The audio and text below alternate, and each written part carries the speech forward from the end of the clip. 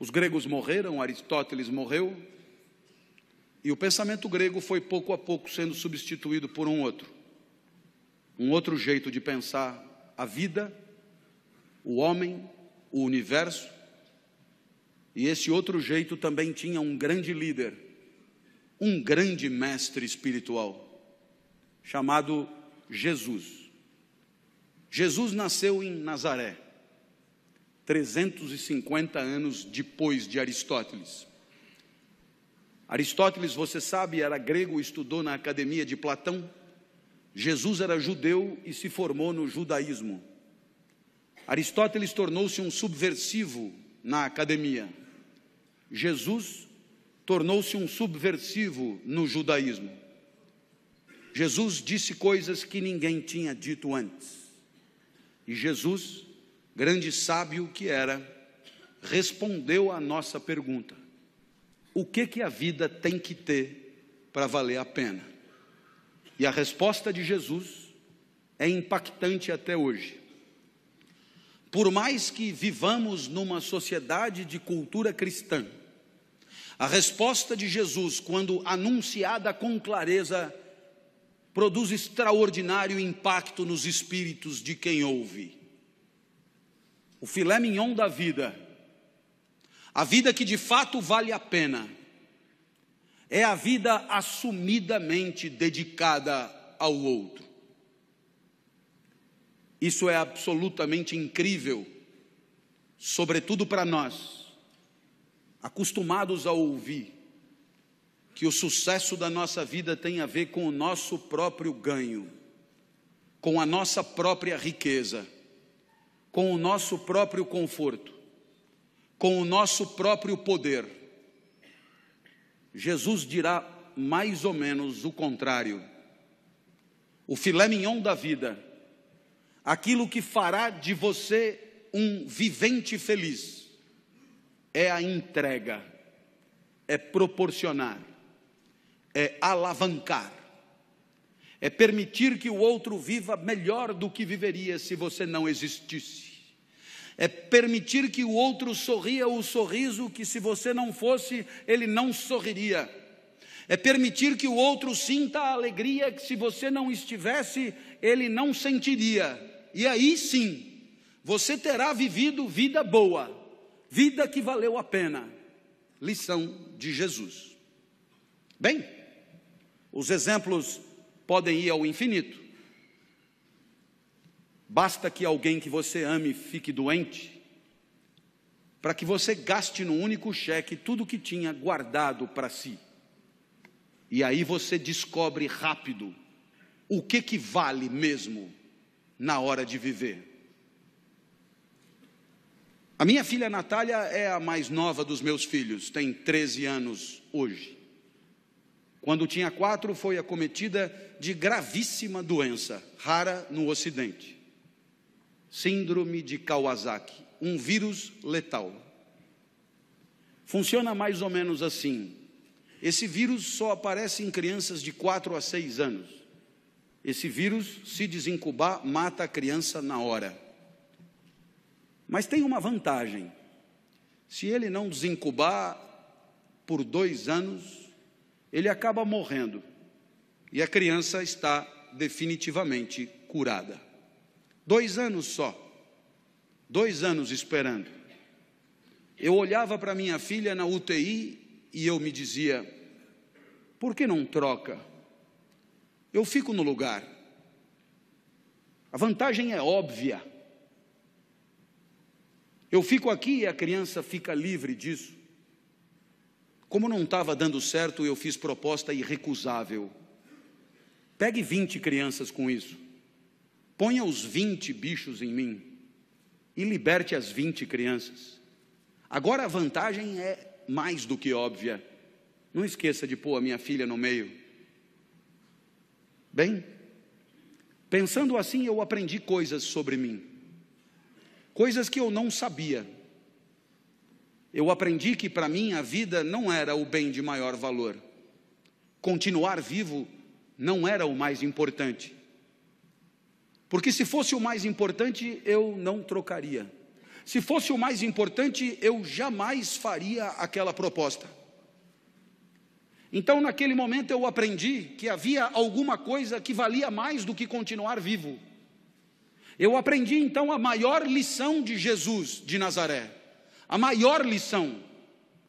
O que mais vale na vida, o filé mignon da vida. Eu aprendi que o amor vale mais do que a própria vida. Por isso propunha a troca.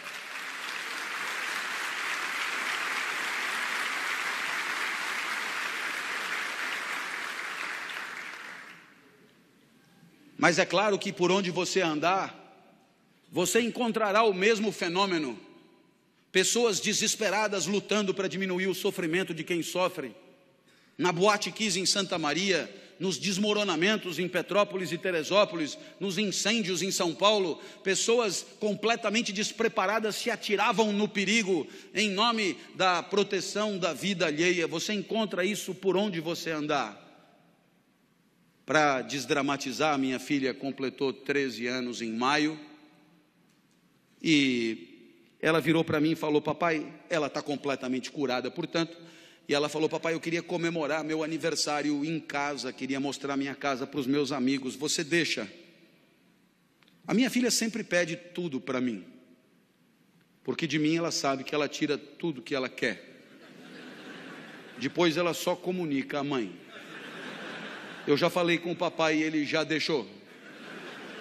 Vieram 39, subiram no mesmo elevador, invadiram o apartamento no mesmo segundo.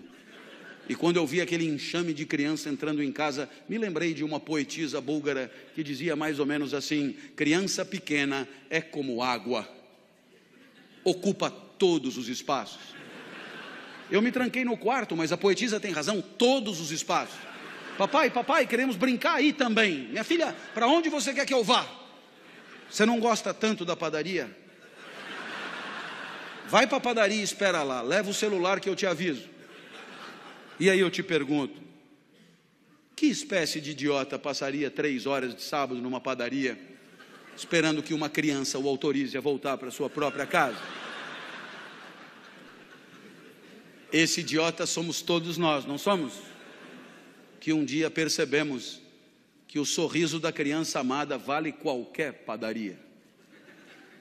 Minha filha me autorizou a voltar, e quando eu cheguei em casa, porque ela é muito legal, ela virou para mim e disse: papai, muito obrigado por ter deixado, eu me diverti muito. Eu sou emotivo, rapidamente as lágrimas brotam, e ela continuou então inapelável. Eu queria te dizer mais uma coisa. Eu adoro ser sua filha. Nossa, eu para ouvir aquilo passaria uma semana na padaria. Eu acho que eu abriria uma padaria. Nesse momento você poderia imaginar que o exemplo de Jesus encontra abrigo em situações de afetos familiares. E você poderia imaginar que aqui é trabalho, evento profissional, competidores à flor da pele, com sangue no olho e faca nos dentes. A lição de Jesus não encontraria lugar aqui. Eu tendo a discordar. Há 30 anos, como professor universitário, me perguntam por que escolhi essa profissão. E eu costumo brincar dizendo que Jesus explica. Porque se a vida boa é a vida dedicada aos outros, se o filé mignon da vida é a vida onde cada joule e cada caloria é destinada a alegrar quem está na frente, se a vida boa é a vida em que o outro e o seu desabrochar são o maior valor, admita que a minha profissão é imbatível. Tudo é pelo aluno, é para o aluno, é em função do aluno. É o aluno que aprende, é o aluno que se forma, é o aluno que se capacita, é o aluno que se prepara, é o aluno que se posiciona no mercado, é o aluno que volta para você depois que está trabalhando para continuar estudando. Tudo é por ele, cada aula preparada, cada livro escrito, cada ensinamento dado é para que ele possa pensar melhor e viver melhor. Nada volta, nem salário tem. É evidente que é pelo aluno. Mas eu falo do professor a título de exemplo. Todas as demais profissões podem ser assim. Quando o médico volta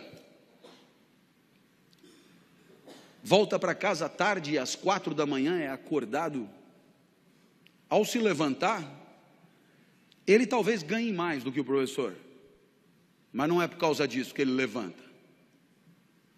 Nem ele, nem o dentista, nem o advogado, nem o psicólogo, nem ninguém. E aí eu costumo dizer, disse até uma vez num evento de mídia que depois na internet atravessou o país, que trabalhar é quebrar o galho de alguém. Trabalhar é quebrar o galho de alguém com conhecimento de causa. Trabalhar é quebrar o galho de alguém com formação. Trabalhar é quebrar o galho de alguém com método, com expertise, com protocolo. Mas trabalhar é, antes de tudo, quebrar o galho de alguém. Feliz daquele que consegue enxergar na alegria do outro o resultado das suas ações, do seu investimento, da sua dedicação e do seu empenho. E é evidente que alguém como você,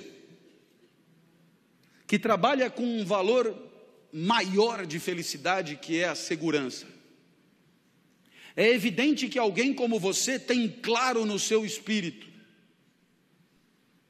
que se você se empenha por progredir, por ampliar seus negócios, por servir ao maior número de pessoas, muito antes do que pensar no próprio enriquecimento, muito antes de pensar no próprio acúmulo de recursos, muito antes de pensar na própria fatia de mercado, muito antes de pensar em si, você sabe o quão bem você faz às pessoas que bateram a sua porta.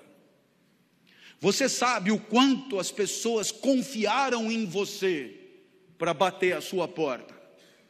Você sabe o quanto as pessoas que não dominam o setor como você domina, confiaram em você para entregar a você a segurança daqueles que ela mais ama, seu maior tesouro, seu bem mais precioso.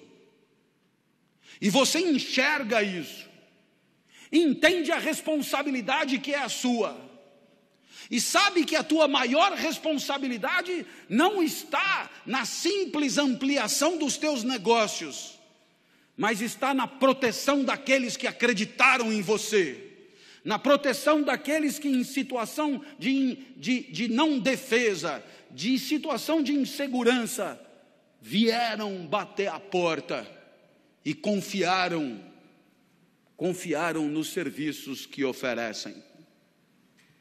Portanto, você entende que só isso dará a você a dimensão do sentido do trabalho, o sorriso do outro, muitos outros, mas muitos outros, famílias inteiras,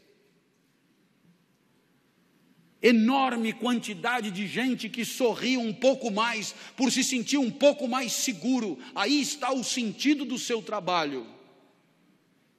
O resto é tabela, números, gráficos, de frieza impiedosa, e que pouco ou nada justificariam o seu empenho extra, a sua dedicação extra, porque é exatamente olhando no olho daqueles que confiam em você, que você se sente importante, e não contribuindo com números frios e porcentagens que nelas mesmas nada querem dizer. Essa é a lição de Jesus de Nazaré. Até porque você um dia vai perceber que não precisa jantar 5 vezes na mesma noite. Jante só 4. Vai fazer bem para você. E você terá gente feliz do lado, gente que não ia comer, te fazendo companhia. Uma homenagem a Jesus, segundo o sábio do nosso encontro.